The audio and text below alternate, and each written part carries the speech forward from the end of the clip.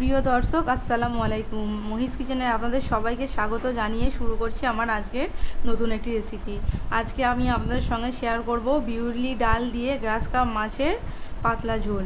তো আমি প্রথমে কড়াইয়ে সরিষার তেল দিয়ে দিচ্ছি। এখানে আমি 3টে চেরা কাঁচা লঙ্কা দিয়ে দিয়েছি। এরপর আমি একটা বড় সাইজের পেঁয়াজ কুচি তেলের মধ্যে দিয়ে দিয়েছি। পেঁয়াজটা আমি লাল লাল করে একটু ভেজে নেব। যতক্ষণ না পেঁয়াজের একটা কাঁচা গন্ধ চলে যাচ্ছে ভেজে নিয়েছি। নিয়ে আবার এখানে দিয়ে দিয়েছি আদা রসুন বাটা। এরপর আমি আদা রসুন বাটাও তেলের সঙ্গে কিছুক্ষণ ভেজে নেব, কাঁচা গন্ধটা যতক্ষণ না চলে যাচ্ছে বা কালারটা যতক্ষণ না একটু ব্রাউন কালার হয়ে আসছে। এরপর আমি ভেজে নিয়েছি। এরপর আমি এখানে সব মশলাগুলো দিয়ে দেব।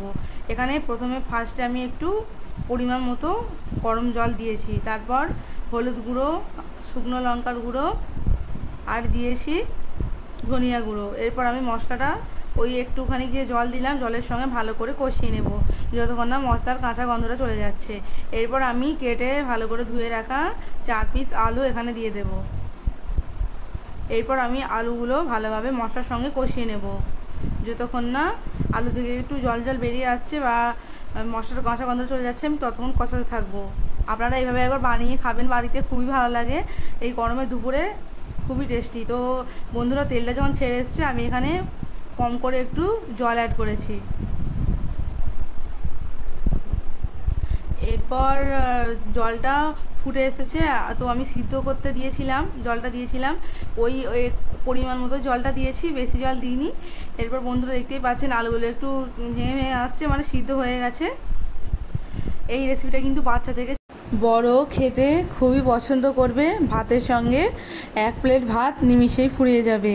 এই গরমে বেশি তেল মশলা ঝাল রিচ খাবার খেতে কিন্তু কারোরই ভালো লাগে না। তো এই রেসিপিটা একটু বানিয়ে খাবেন। তো বন্ধুরা, আমি প্রথমে লবণটা ইউজ করিনি, আমি শেষে পরিমাণ মতো লবণ দিয়ে দিয়েছি।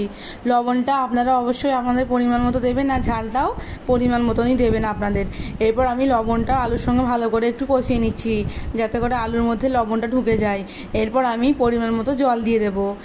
আপনারা ঝোলটা যতক্ষণ বেশি কি কম রাখতে চান সেটা আপনাদের পরিমাণ অনুযায়ী জলটা দেবেন। আমি আমার পরিমাণ মতো জলটা দিয়ে দিয়েছি।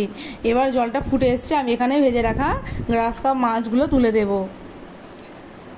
আমি ভালোভাবে মাছগুলো লাল লাল করে উল্টে পাল্টে কড়া করে ভেজে নিয়েছিলাম। এরপর আমি ঝোলের মধ্যে তুলে দিচ্ছি। খেতে কিন্তু দারুণ হয়েছিল বন্ধুরা, একবার বাড়িতে বানিয়ে খাবেন, খুবই ভালো লাগবে। খুবই মজাদার একটি রেসিপি, খুবই মজার হয় খেতে। এরপর আমি মাছগুলো ভালো করে জলের মধ্যে ডুবিয়ে দিচ্ছি। এরপর আমি বড়িটা তো প্রথমে ভেজে রেখেছিলাম, ভালো করে জলটা ফুটে যখন আসবে আমি এর ওপর তুলে দেবো ভেজে রাখা বিউলি ডালের বড়ি।